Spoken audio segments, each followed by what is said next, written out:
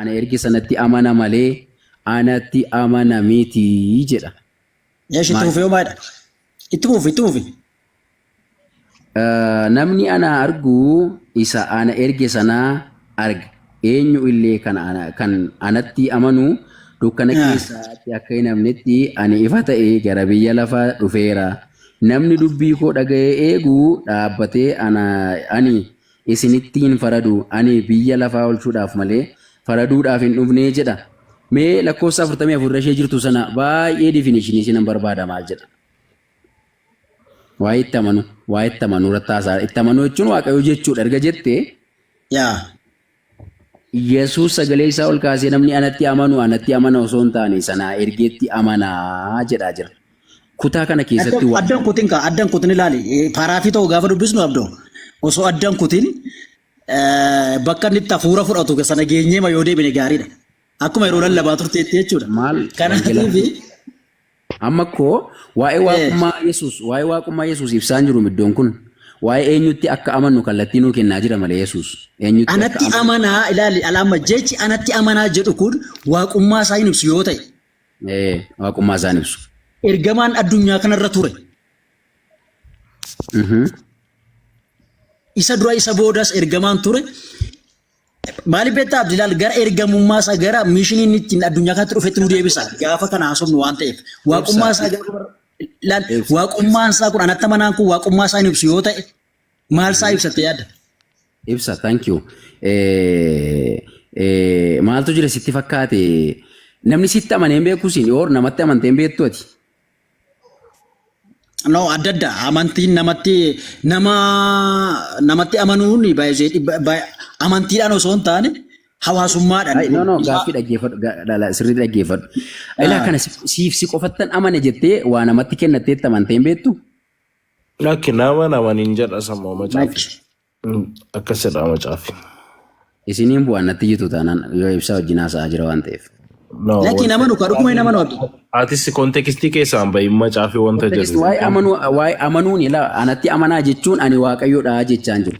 Waaqayyo abbaanii ani waaqayyoodha anatti amanaa ana biratti waaqayyo kan biraa hin qabaatinaa jedha. Yesuus garuu ani waaqayyoodha lafan itti jedhu yoo jiraate seera uumamaatii hanga mul'ata Yohaanisti yoo jiraate qabdaa wayii ragaan siin jechaara ibsa.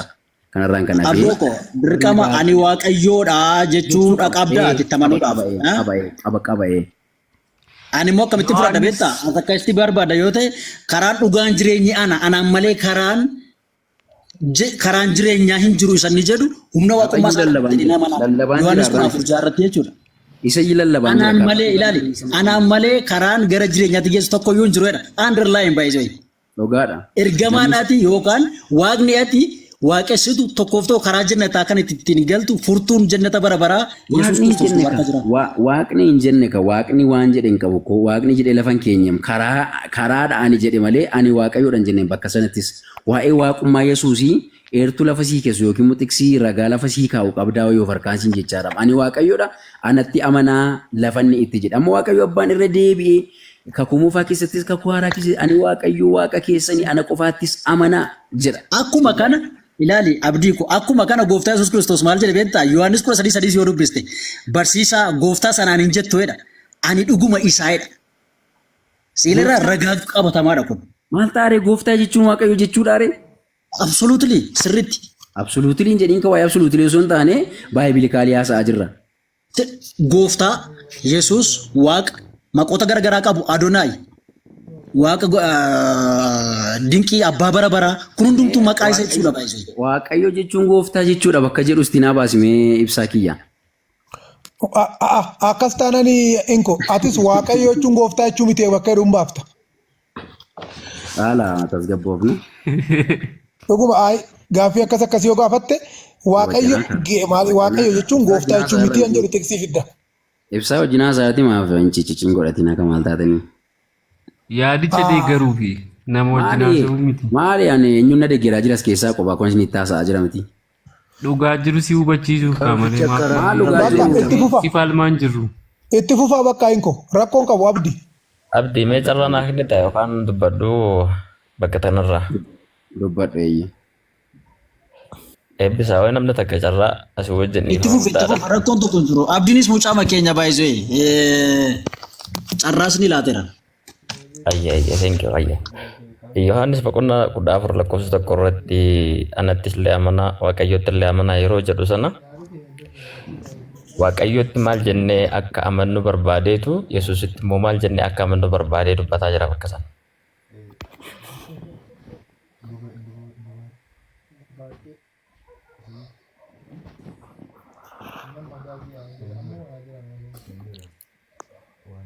Niitworkii rakkisanatti fakkaate ibsa yooni mee haasofnuun gaafattee jiratti. Atuu deebisii bakka caala. amma anatti illee amanaadha waaqayyotti amanaa yeroo jedhu Yesuusitti maal jennee amanna waaqayyotti immoo maal jennee amanna. In amantaati Yesuusitti. Yaa. In amantaa. Amanuu jechuun maal jechuudha mee?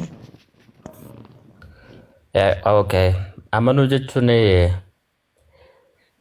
waan qaama itti amanuu barbaaddu sana qaamni sun waan si amansiisu ofirraa qabaatee waan itti amantu tokko yoo ofirraa qabaate gartee nama sanii fi qaama sanii fi waan harka isaa keessa jiru sanatti amantaa jechuudha. Waan amansiisaa ta'uu isaa dhugoomsitaaf jechuudha. Kanaaf ati amma atis abdiinis yookiin inkoon Iyyasuus Kiristoositti ni amantu isatti amanuudhaaf immoo ragaan isin qabdan maal jechuun macaafa kana Gaaffii na gaafattaa isa nama dubbistaniif kana lakki ay gaaffitti xumurito Iyyasuusitti sillachuu hin amantanoota maal eeguu qabdu sagalee isaa sana yookiin immoo barsiisa isaa sana hordofuu qabdu miti. Exactly. Namatti qaamatti amantu sana isin jedhee bar waan inni harkaa qabu sana dhugoomsitaaf isin jechaan jira bar. Meesii akka keetitti Iyyasuus Kiristoos maal harkaa qaba amma biyya lafaa kana? Okay, amma sa'a kana na gaafachuutu jirtaa? Yesuus Kiristoos amma lafa kanarra hin jiru bar. Waan inni harkaa qabu kanaaf akkasuma ta'e maa macaafa qulqulluu irratti haasofte? Hojii isaatu jira malee Yesuus hin jiru amma lafarra. Kanaaf macaafni qulqulluun Iyyasuus Kiristoos bakka hin bu'u miti akka jechaartutti. I didn't say it. Akkas hin jenne barra yoomni akkas jedhe abbaa afaan nammaksiin akkin siin jedhe Yohaannis 14 lakkoofsa tokko irratti anatti amanaa waaqayyotti illee amanaa jedhe isatti maal jennee amanna Yesuusitti maal jennee amanna perspektiivii atirraa haasa'u jirtu kanan si gaafachuu jira. Ekkoo Iyyasuus Kiristoositti amannaa ennaan yoonii eeyyenan amanaa ittee Iyyasuus Kiristoositti amante jechuun waan macaafni kun jedhe hin amantaa jechuudha amma mee kanarratti walii galla isa booda nus gaaffii qabna waan ta'eef.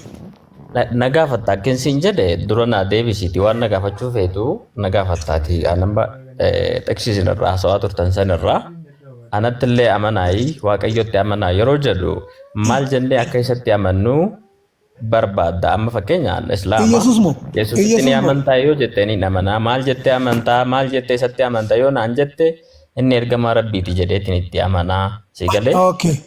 Ani immoo Yesuusitti maal akkan jedhee amanuu na gaafachaa jirta miti ati.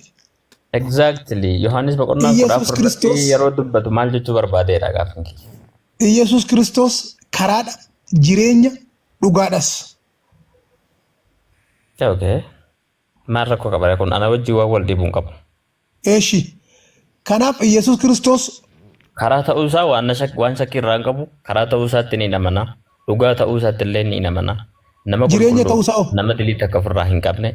Jireenya yeroo jettu naan galle jireenya yeroo jettu jannata jechuu keeti. Jireenyi hin beektu. Jecha kee jireenyi jannata jechuu kee moo maal jechuudha? Nuyi ani akkamitti amana Iyyasuus Kiristoosatti Iyyasuus Kiristoos gooftaa ta'uusaa du'a moo'ee ka'uusaa mirga abbaa ta'uusaa. Gooftaa yeroo jettu akka macaafa qulqulluutti macaafni qulqulluun Yesuus Kiristoos gooftummaan waaqa irratti lafa irratti illee anaaf kennameera jedhame. Gooftummaan sun waaqummaadha jettee amantaa? Waaqa kana dura abdiin anaasaa ture gooftaa tokko jira nuyi. Adakkiisiin jedhe gooftummaan Yesuusiif kenname sun waaqummaadha jettee amantaa hin jedhe. Akkoo Yesuus Kiristoos nama guutuu waaqa guutuu dheeran bar jalqaba irratti kaasneeti yaa gadduu irratti waan dhufteef malee tureera wannoon kun. Anillee reefuma abdiidhuma argeetu maan dhufe abdiidhaan xiqqoo wal beekaa waan ta'eef itti dhufe malee sinin dhaggeeffanne gooftummaa yeroo jettu gooftummaan anaaf kennameera yeroo jedhu waaqummaatu anaaf kenname jechuu isaati moo maal jechuu barbaadeen siin jedhee bara. Eeyyinka Yesuus Kiristoos nama guutuudha waaqa guutuudha sin jechaan jira bara. Waaqa guutuu nama guutuu. Ani sassin gaafadne bara gooftummaan waaqa irratti lafa irratti anaaf kennameera jedhame. Gooftummaan sun waaqummaadhaa hin jedhe. Ka isaaf kenname sun. Waaqummaadha kaa'e. Okay, waaqummaan namaa kennamti. Yesuus namaa kennamaan jiru bara. Nama akka kootiif keetiif kennamaan jiru. Yesuus nama guutuu naan jetteemi ammaan tana. Ati nama guutuudhaare? Ani nama guutuudhaare? Warra sirra jiran kun nama guutuudhaare? Okay, I don't know. Ani garuu guutuudha waan takka illee irra nan qabu. Akka namummaatti jira. Ati nama guutuudha? Futsum saunaan ta'e ati nama guutuudha? Laa, nama guutuu yeroo jettu hirrina hin qabu. Hirrina qaama na gaafachaa jirta. Maal jechuu barbaadde? Kana kalaale. Kana bakka rakkoo afaan jechuun fayyadama afaan irratti maddiitti loqoda walii galuu dhabne yoo taate caalaa kiyya yoo loqoda walii galuu dhabne yoo taate rakkoo hin qabu. Maal jechuudha nama guutuudha yeroo ati naan jettu nama guutuudha jettee soo amma nama biraa nama akka kiyyaa tokko soo gaafatte eeyyeen qaamna kiyya guutuudha fayyaadhaan siin jedha akkamiin jedha duba. Lakka akkas miti qaama hawwannuu irratti futsumsa'u perfect kan jennu sana gara afaan ingiliffaatti ta'uu fudhanne namni kamiyyuu amala Yesuus Kiristoos barbaaddeeti. Nama qulqulluu nama qajeelaa jechuu barbaaddeeti. Miti afaan Oromoo saama qulqulluudhas Yesuus Kiristoos qulqulluu saammoo guutuudha. Kana jechuun cubbuun takka irraan turre gara fuulduraatti sirrii jira. Bro akka islaamaatti nuti waan san ni amannaatti jinqamin Yesuus nabii Isaa alayhi salaam nageenya rabbii isarraa haa jiraatu hir'ina takka illee hin qabu. Dilii takka illee ofirraa hin qabu. Nama qulqulluudha. Gartee isa qofaa biti haati isa dhaltalleen nama qulqulluu. Kana ni amannaa nuti si galtee wanti siin jechuu barbaade laal. Mee silaa bakka takkanaa dhaabbatu diddee durbeen Maariyaam gaafa deesse kana nama deesse moo waaqa deesse caala. Al takka dhiifama takka. Obboleessa keenya caala. Macaafi qulqulluu si bira jira? Jira macaafni qulqulluu. Filiiphisius boqonnaa 2:9 baasi. Yaa'u deefuma isaaniitiin gaafuma isaaniitiin wal qabatee jechuudha. Eeyyee jechuun sababii itti Yesuus Kiristoos akka waaqaatti ilaalamuuf kan deebii ta'u jira jechuudha. Akka waaqaatti ilaalamuuf moo waaqa? Jechuun akka hubattaniif waaqa ta'uusaa jechuu barbaadeen. Filiiphisius meeqa? Andorgommii ilaalle boqonnaa 2:9. Robi. Yesus waaqayyo ta'ee argamnaani andorgommii waaqummaa keessa hin jiru waan ta'eef niin fudhadha. Waan takka illee yaaddooyiniiti. Laal nama tokko wajjin nama dubbiseera nama jedhee nama si hubachiisuu hin danda'anaan jedhu tokko yoo jiraate naa kennaati. Nama sana wajjin mee sini taa'ee si dhaggeeffadha waan hin si gaafadhu. Yooni. Ayyee dubbisu lakkoofsa. Tole siifaa dubbisuus lakkoofsa 9 fi 10. Hayye Robi wajjinaa saamoo caalaa wajjaa amma. Caalaa naa dubbisu amma. Hayye caalaa dubbisaa. Hanga su'atti callisi. Lama 9 miti? 9s 10s dubbista.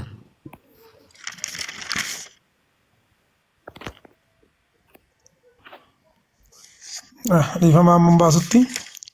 Kanaafis Waaqayyo waan hundumaa irra caalchisee guddaa ol isa qabe. Maqaan isaas maqaa kamirrayyuu caalu kenneeraa fi 9. 10 itti fufi. Kanaanis bantii waaqaa keessa jiran kanaanis warri bantii waaqaa keessa jiranii warri lafa jiranii warri lafa jala jiranis hundinuu ulfina maqaa Yesuusiif ulfina maqaa Yesuusiif jilbeenfatanii akka sagadan godhee jedha. 11 Bakka asuma irratti dhaabe achirratti waan ani shortly waan ani haasa'u tokkoon qaba beekumsa gahaa qabaachuu baaddus Robi akka nu baddu ni barbaaddaami. Eeyyee. Exactly laal waan sitti fakkaatu takka hin dubbatiniiti akka nu badde tokko naan hin je'iniiti. Exactly akka amantii kiyyaatti kitaabni waan jedha kana seeraa itti amanuudhaan qaba. Sigalee atillee kitaaba haatti ni amanta taanaan Filippos irratti bakka amma dubbistu kana irratti waaqayyotu maqaa hundumaa irra caalu isaaf kennee jedha. Sigalee ammalleen warri lafarra maalirra jiranilleen akka isaaf sagadanillee godhee jedha. Akkasimi? Maqaa isaaf akka sagadan godhe maqaa isaaf. Maqaa isaaf akka sagadan godhe jedhaami? Roobeel waaqayyoo meeqa jira jettee amantaa? Amma dhaggeeffadhu egaa waa'ee isaan bira hin geenye gaaffii irratti gaaffii dabaluu osoo hin taane waan tokkoof sagadamuun kan ta'uuf yookaan sagaduuf kan maluun waaqa waan jetteef sagadaaf miti. Waaqa qofa jettee sagadaaf. Ilaalle waan maajestii waan jedhamu jira kabajaadhaa fi saganni sagadamu jira. Sigalee akka macaafa qulqulluutti yoo ilaalte durumarraa kaasee moototaaf hin sagadamaa waan kana si gaafadhaan jiru waan hin si gaafadhe. Yoo dhuguma naa deebisuu barbaaddan akka ofii barbaaddu osoo hin taane akka nu hubachuu danda'utti na hubachiisuu dandeessutti na hubachiisi. Yoo akkas ta'e bareedaadha jedhee yaada. Sanii ala waliin dadhabsiifnu Roobeel.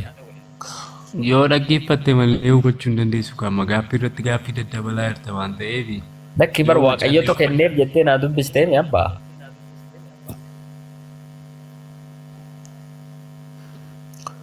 Yooni. Akkasii caalaa waaqayyootu maqaa kennee fi namnillee akka sagaduuf kan godheef waaqayyoodha. Waaqayyoon inni kana kennaa jiru kun waaqayyoo isa kamii? Inni fudhataa jiru. Dhaggeeffattu yoo ta'e hin hubattu. Koy Roobi. Argumentiin hin barbaachisu hin dhaggeeffattu yoo ta'e hin hubattu. Saamee warri waaqarra jiran kan sagataniif. Maal jette? Waaqarrattis lafarrattis. I don't know it was ati natti immoo qaba malee ani maaliin beeka waan amma dubbisaa jirtu kana amma dhaga'ee miyaan. Dibeetii gochaa jirta kanaafuu hin dhaggeeffattu hin hubattu. Yoo dhaggeeffatte garuu hin dhageessa. Namaafis sagadotte miti yooni. Caala.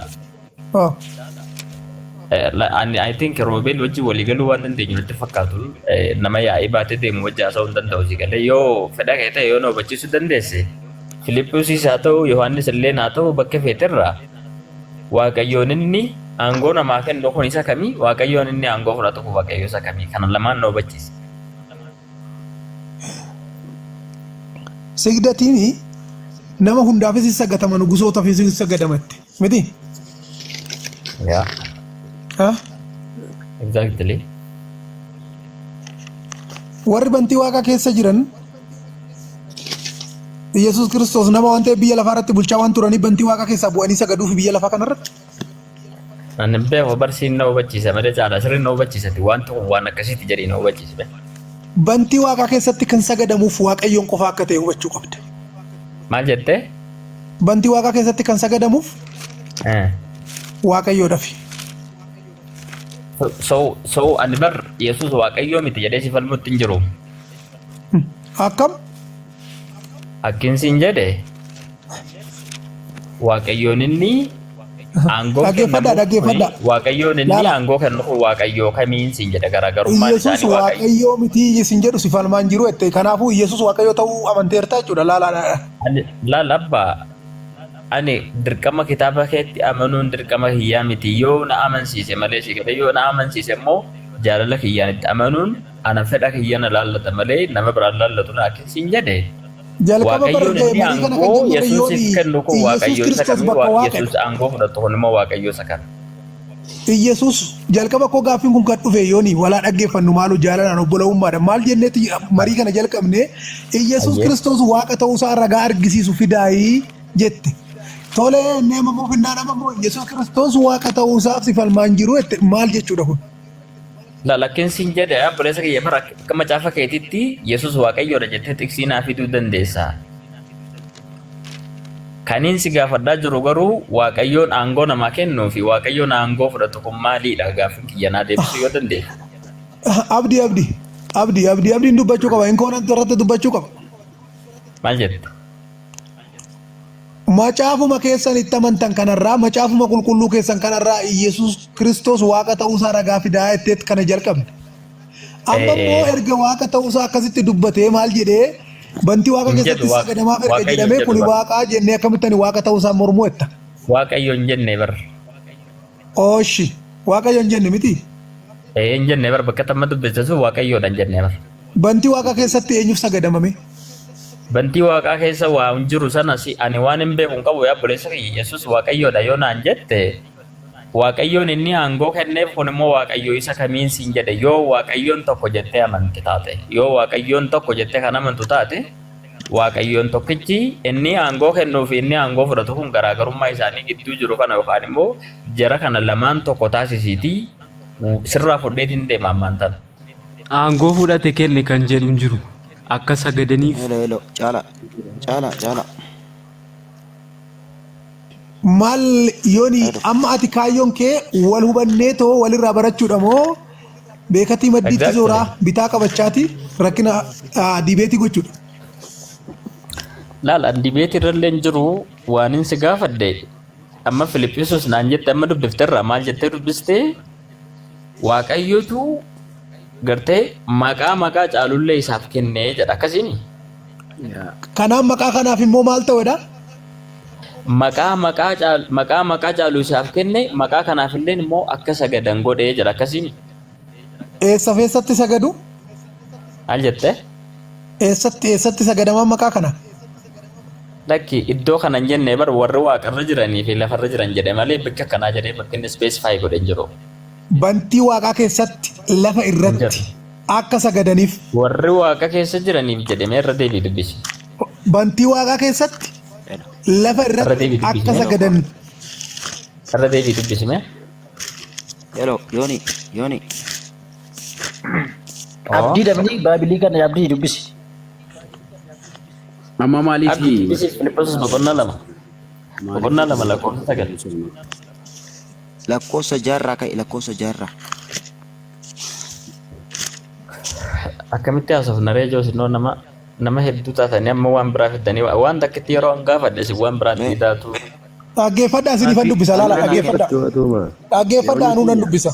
Yooni kiyya silayyuu mata dureen keenya maal ture beektaati ayyoo carraa osoo hin taane jalaa yoo finne yookiin itti amananii darbanii carraa kan biraatti darbu dandeenya garuu Waaqayyo abbaanii lafa Yesuusin ati Waaqayyoodhaa siif sagadamu kan jedhu yookiin immoo Yesuusumti ani ofiisaati ani Waaqayyo Waaqa keessanii ana qofaatiif sagadaa bakka ni jedhe Waaqayyo abbaan ani Waaqayyo Waaqa keessanii ana qofaatiif sagadaa ka jedhe iddoo baay'ee jira yookiin Waaqayyo abbaan konfirmii hin goone yookiin immoo inni ofiisaati konfirmii of hin goone lafa ani Waaqayyoodha jedhe qaal baqaal dubbate Yesuus iddoo kam jira macaafa qulqulluurraa jennaan waan baay'ee haasa'aa jirtu waa'ee maqaa haasa'aa jirtu waa'ee Koi. Maal jettee immoo Kuni siin galu. abdii Waaqayyo yookiin Waaqayyo abbaan Yesuus sagadaa yookiin immoo Yesuus natti sagadaa bakka jedhe baasaa jennee jalqabnaan jette iddoon amma baafne maal inni abdii? iddoon amma baafne waa'ee maqaa haasa'aa malee waa'ee waaqaa haasa'aan jiru kaabbaa kiyya. Sagaduu natti gaafattee homaa inni? Ani Waaqayyoodhaan haa sagadaa jedhee abbaa kiyya.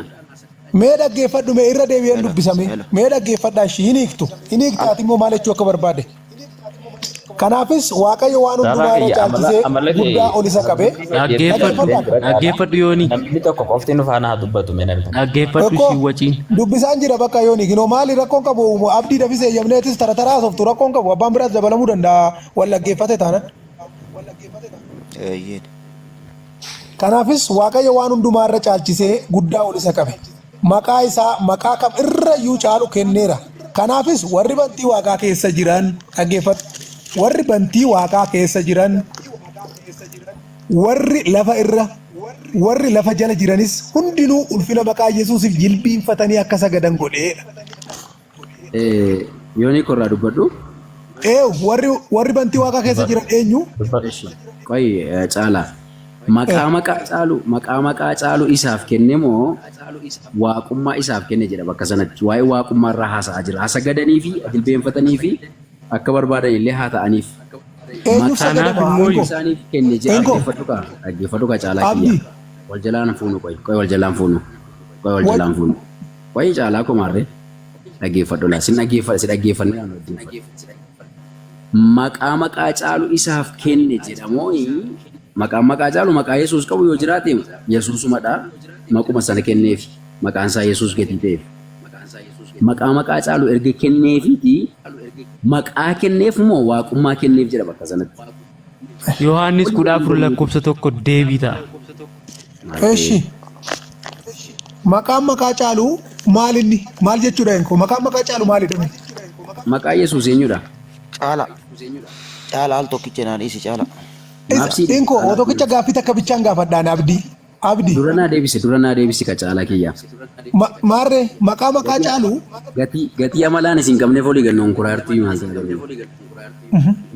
amala waaqayyummaa isaa sitti maa jirraam garuu abdii yoo hubattu ta'e. Caalaa kiyya mina dhaggeeffadhu takka tasgabbaa'e. Abbaaf. Tasgabbiidhaan si dhaggeeffachaa jira dhugaa jalqabuma yaa'u qabeen waan takka isuma jalqabarraa qabee tasgabbaa'een si dhaggeeffachaa tura. Ilaamii caalaa koo. Yookiin miti jedhii yookiin eeyyinaan jedhii maqaa caalu kenneef moo waaqummaa kenneef bakka sanatti bakka ammatti dubbiste sanarratti. Maqaa caalu kenneefi amala waaqummaas kenneef. Dhaggeeffadhu ka waa'ee amala haasa'an jirru waa'ee waaqummaa haasa'aa jirra. Waaqummaa jechuudha amala waaqummaa jechuun abdiima amma kun amma diibeetidha moo wal hubachaa deemuudha sii deebiseera amala waaqummaa jechuun maa inni waaqummaadha jechuudha. Lakki.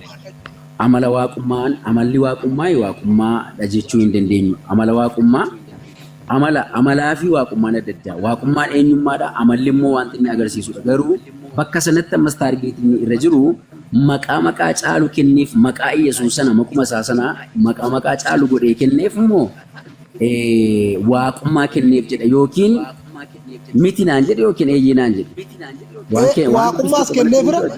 Waaqummaas kenneefira maqaa caalus kenneefira. Waaqummaa kenneefira jedhee jira caala maal macaafatti yoo dabalta maaltu isinitti dabalama yoo dhista maal ta'a jedhu yeroo. Asitu irraa hir'isee waan irraa hir'isuuf itti gaafatamuuf deemta. Akka sagadu eeyyamuuf namni wanti bantii waaqaa keessa jiru wanti lafa jala jiru wanti lafa keessa jiru akka sagaduuf gochuun aboo akkasii kennuun waaqummaa kennuudha. Kanarraan kan hafe waaqoof kan hin taane irra bantii waaqaa keessa eenyu jira. Amma waa'ee bantii waaqaa haasa'an jirru caalaa kiyya. Amma kan hin kennameef suni maalati daftara sii kenname moo iskiriiptoo sii kenname moo irsaasii sii kenname jedhee si gaafadhe waan fudhatte natti himuu hin dandeessu ati. Maqaatu kenname waaqummaa kenname. Abdii yeroo meeqan irra deebi'ee sitti hima maqaa caalu kenneefiraa waaqummaa kenneefiraa sin jechaa jira bara. Iddoo sanarra deebii dubbisi kan waaqummaa kenneef hin jedhu dhiira koo. Maaliif sagadameef bantii waaqa keessa maaliif sagadameef natti mi bakkash eegan kennameef waaqummaan hambantii waaqa keessa jiru. Waan waaqummaan kennameef sagadameef jedha bakka sanatti caalaa kiyyaaraa macaa dhahichisitti dabalamaa dhiisa dara macaaf akkasuma godhina. Uf sagadama ishi abdii kiyya. Caala yeroo tokko soori. Caala. Waan irraa hir'isteef sitti faradamas iyyuu eenyuuf sagadamame. Amma waa'ee eenyummaa sagadamaa haasa'aa jirra osoo hin taane bakka sanatti giiftii sana haasa'aa jirra. Waa'ee isa kennameef sana hundaayyuu immoo hin kennameef jedhama. Qoy waaqayyo kennuu danda'a moo fudhachuu danda'a ishii natti mimeetumti. Waaqayyo kennaadha moo fudhataadha. Iyyasuus Kiristoosii fi wanti bantii keessa jiru wanti lafarra jiru wanti lafa jala jiru akka sagaduuf godhamu jechuun waaqummaa qabaa jechuudha kanuma yoo sii gadi. Waaqayyo ishirra deebiin si gaafadha. Waaqayyo kennaadha moo fudhataadha. Waaqayyo.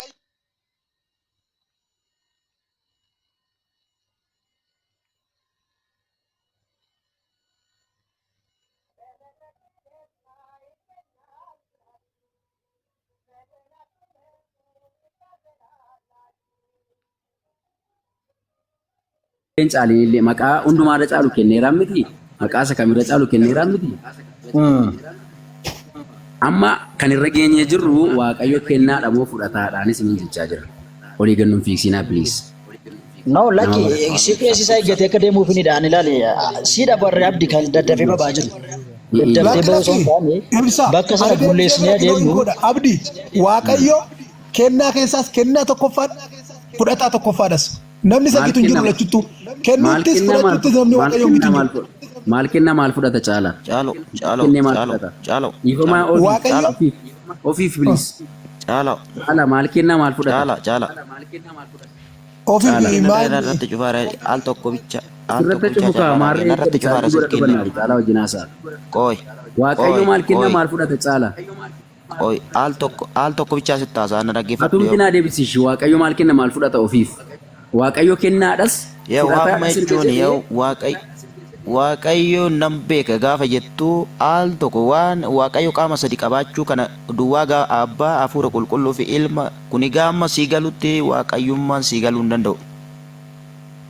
Okay. Isa kana sadeen walirratti waa'ee sadanii kana isa kana wajji haasawaa bakka namni biraa nu dhiisa. Isa kana amma beektutti waaqayyo nama waaqayyo maali kan jedhu kun sii galuu hin danda'u. Amma inni kun sadeen sii galutti isa kan biraa bira dhaqxee sii galuu hin danda'u kun yoomiyyuu. Mee waan sadeenii? Mee waa'ee sadeenii sana immoo Booddee walitti deebina. Kottu kamaale akkama mata duree kaasee waa'ee waaqayyoo baruuf Isa waa'ee sana baruun dirqama ta'a. yooni wajjin haasa'e kottu yooni wajjin haasa'e. Abdii. Maal kaatana seessisuu diddan malee carraa naa kennaadheen ture garuu amma chaarjii parsantii takkan qabaa walitti deebina guruuppii kana balleessina akkanumatti. Ofiif malee. Abdii. Amma achirratti haasa'a. Filiippiyoos immoo boqonnaa lakkoofsa lama boqonnaa jaarraa odoo kaatanii natti tola. Sagalii miti jaarraa odoo kaatanii Filiippiyoos 2 jaarraa. Ofiif malee. Woy. Qaamni sadeenatti jettu kuni qaama maaliiti isa? Qaamni sadeen kuni abbaa ilma hafuura qulqulluu kan jedhamu jira. Inni sadeen kun walitti dhufee qaama tokko ta'a. Qaama tokko ta'a. Qaama tokko ta'a inni kun. Haa qaama Soostuu abbaa Sillaasee qaama kan ilmaa jennu jettu kana mee specifically qaamni abbaa qaama akkamiiti mee hin bara. Soostuu Sillaasee kan jennu sana jechuudha. Isa kan amma sii galutti koo ati waaqayyo kamiidha Yesuus gooftaadha waaqummaa kan jettu kuni abdiirraa hundee akka nu abdiirraa hundee sadeenuma kana akka nu galuu fi qaamni abbaa kun qaama akkamiiti? Ani sii deebisu. Allahumma istaan uummanni maal taatan isaan nama gurguddaa miti So maaliif here jechaan dhaggeeffadhu kaashiyyoonni carraa deebisuu dhabeef yaani waan sitti mun qaba waa'ee waaqa sadii. ayyee namni biraan banate roobeen haasa'uu dandeessaa waan qaama sadii kanarraa Eeyyee na dhaggeeffadhu duwwaa argumentiin godhin gidduutti. maal jechuudha argumentiin godhin jechuun Argumentii jechuu keeti jechuun falmii hin gaggeessiin amma dubbadhe xumurutti jechuu kooti. kamoome akkinsiin jedhe waan qaama sadii kana haasa'uu ni dandeessaa eeyyee lakke. Eeyyee. Okay, qaamni sadeen kun qaama abbaa ilmaa hafuura qulqulluu jee qaamni abbaa qaama akkamiiti? Ayyee egaa walaa dhageenyuu kana gidduutti haasaa fiduu hin qabdu. Waaqa abbaa, waaqa ilmaa kana hafuura qulqulluu sadan waaqa tokkicha jennee kan amannu. Waaqa abbaa kan jennu waaqa ijaan hin argamne hafuura kan jennu hafuura qulqulluudha. Hafuura immoo hafuuriin qaqqabatamu waan tanjabilte yookaan immoo waan harkaan qabame akka namaatti hin argamnedha.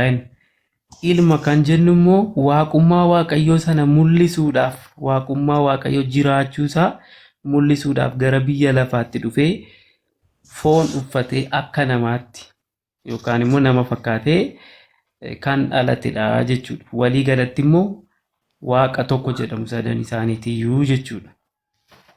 Gaaffiin ani si gaafadhe si galeera qaama sadii jira jetteemi. Afaan Oromoo haasa'e miti amma. Qaamni abbaan qaama qabamoo hin qabu roobeel. Sadan isaaniiyyuu tokko jenne miti. Jarri kun qaamaan tokko moo maaliin tokko ayyee? Qaamaan tokko? Dhaggeeffadhu ka. Maqaa Yesuus hin jedhee. Abdiin irrayyuu maqaa Yesuus. Obboleessa jarri kun qaamaan tokko hin siin jedhe. Eeyyee afaan Oromoo haasaa jirra wanta. Mee doktiriinii Tiriiniitii keessaa doktiriinii abbaa ilmii hafuura qulqulluun qaamaan tokko kan jedhu doktiriinii Tiriiniitiidha dubbiseetiin jira. Bikka akkasitti akkana jedhanii agarsiisne.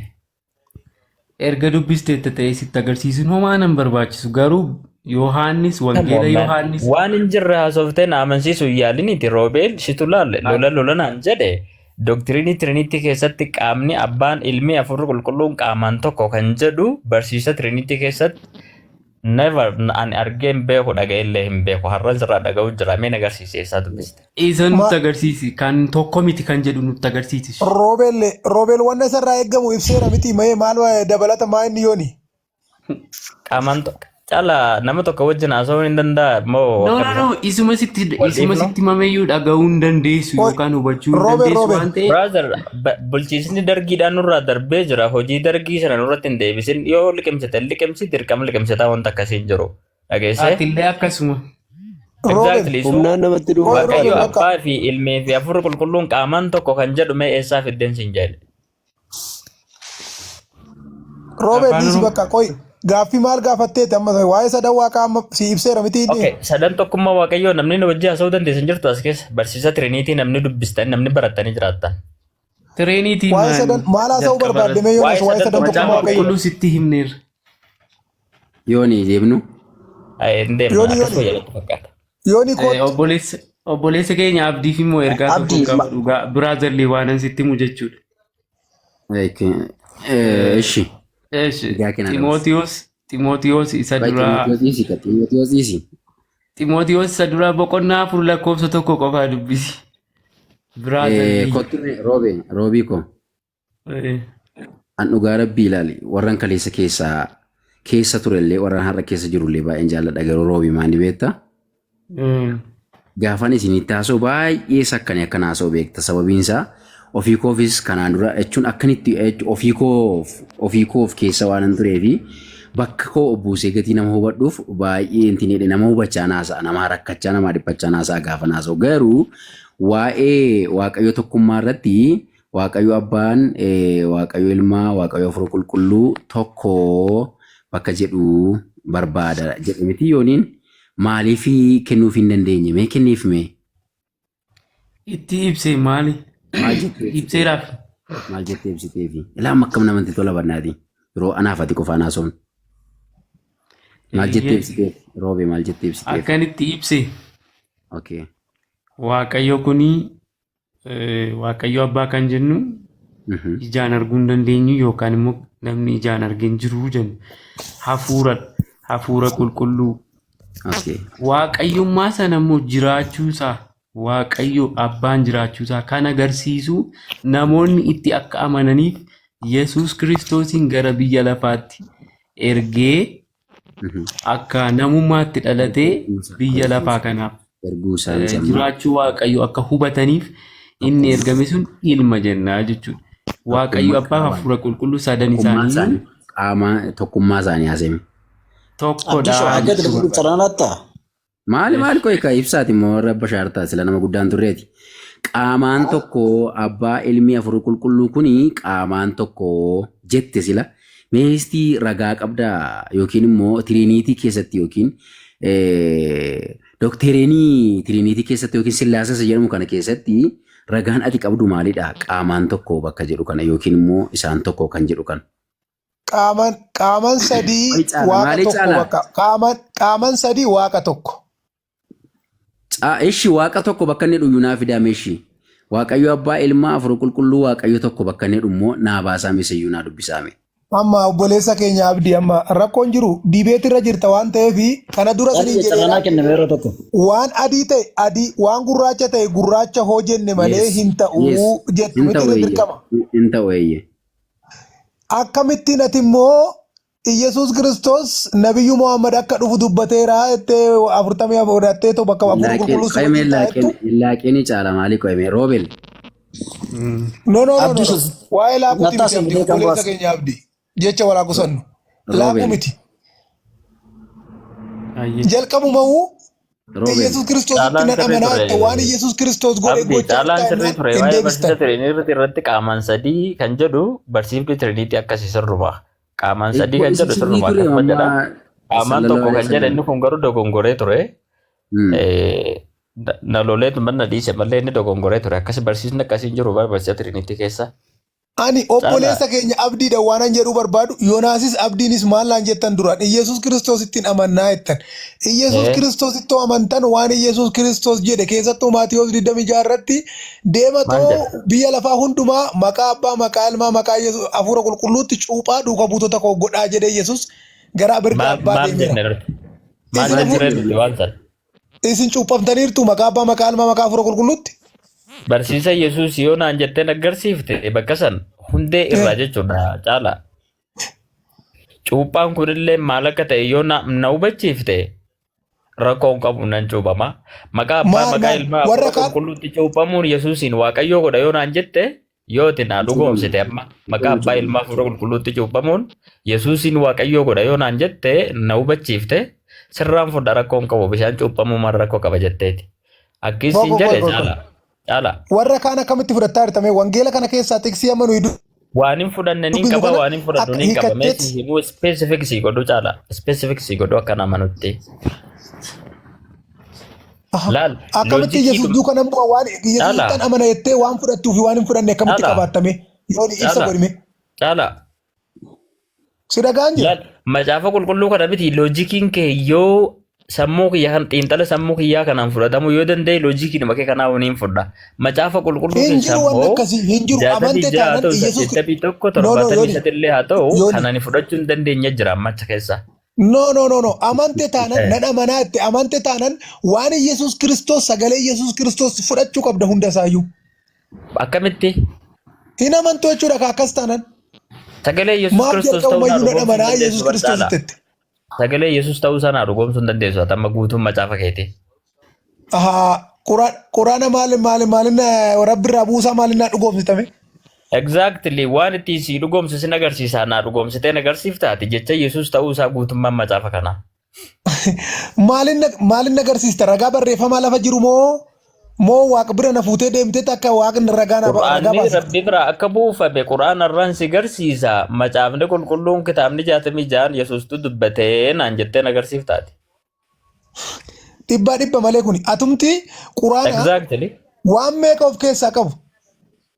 Laal abbaa waaqarraa dhufee waaqa buusettee ragaa dhiyeessitaati. Laal waan biraa miti xiksiinuma tokko walii kennanee wal bira dabarraa macaafa qulqulluu kana guutuusaa Yesuustu dubbate jettee naa kennita. Ani immoo quraanni boqonnaa 114 qabu kuni jecha rabbiitii jedheetiin si agarsiisa. Si galee? Walii gallaa? Ragaa fuutaa jechuudha jabiti akka ati naan jettetti wangeelli jecha Yesuus ta'uu ragaan si fida ati immoo quraanni waaqarraa bu'uusaa darbatame jechuudha. Macaafni kee kun 66 qabaame. Yooni obboleessa koo amma waaqni yoo nuyi ragaa baay'ee sinifneera mee ragaa sana fidaame yooni. Ayyee agarsiisaa sin agarsiisaa. Waaqni yoo hojii dhabee tamma akkamitti waan xuraa ofirraa dhiqaa akkamitti immoo maal sanyii gizee wal quunnamtii saalaa raawwate akkamittiin qulqulluma isaa eegaan jedhu waaqni kana hojii dhabee kana haasaattee yaaddaa amma dhuguma rabbiiti. Abba caalaa dhaggeeffadhu laal dubbiin taane keessan galanii kabaja dhabaa keessaa wal nun baasiniti yoo ati kabaja dhabdee bilginnaa eegalte yoo ati baala gatte si dhiiseetiin deema. Jooni koy laalachin keenyuti caala yeroo tokko wal dhaggeeffatu waan bilginnaa yoo eegalta taate gaafa namni sin dhaggeeffatu carraa waliin waan maal nu dhaggeeffate illee jedhama yooni dhugaa waaqayyo daariin darbinaati wanni macaafarra qulqulluurra jiru wanni quraanarra jiru bilginnaa wanni dhamu hin jiru. Okay. Quraanarra waan amma jettu kana naa fiddaa. Maal kam? Waan amma haasofte waan bilginnaa sana. Quraanarraa moo? As deebiikaa. Ati kan kee nutti agarsiisi mee quraanarraa nuyi amma ragaa Roobert wajji haasa'uun barbaadu jalqabarraa yoo kanaafatti waliin galee dubbadhaan ture maaliif yoo jette ati beekumsaan haasa'uun barbaaddu akka dargii sana humnaan nama fudhachiisuudha barbaadda malee beekumsaan na wajji haasa'u. Yoo beekumsa qabaatte beekumsaan na wajji haasa'u. Waanan beekumsaa koo sitti agarsiise miti ragaas iddoo beekumsa kee maa arge ka sillaaseen qaamaan tokko naan jette beekumsa kee argee barabbe sillaaseen qaamaan tokko naan jette barsiisa eessa keessa illee jiru namni abbaan fedhe namni sadan tokkummaa waaqayyootti amanu akkasitti amanu hin jiru eessaa fiddee kana fidde beekumsa kee argee ragaa tokko leenuu laane Roobeer waan si ajaa'ibu. Abdiin akkasitti achi as nutti deebisuu hin qabdu sirraa hin eegnu warra hin beekne beeksisna malee. Dhugaa rabbii ragaa tokkitti ati nuti laate tokko illee hin jiru waan gaafatamu kan biraa waan deebisuu kan biraa. Abdi maaf carraan allaattane naan dubbaddaani maal ta'a? Yooni namaati waan jettu tiksiisi na fuudha rakkoon qabu lammaffaa immoo Nabiyyu Muhammad cubbuu akka qabu Yesuus Kiristoos cubbuu akka hin qabne Nabiyyu Muhammad garuu dura isaati irrattis cubbamaa akka ta'eef gara fuulduraattis cubbuu akka hojjetu amanuu qabda. Caalaa waan jalqabarraa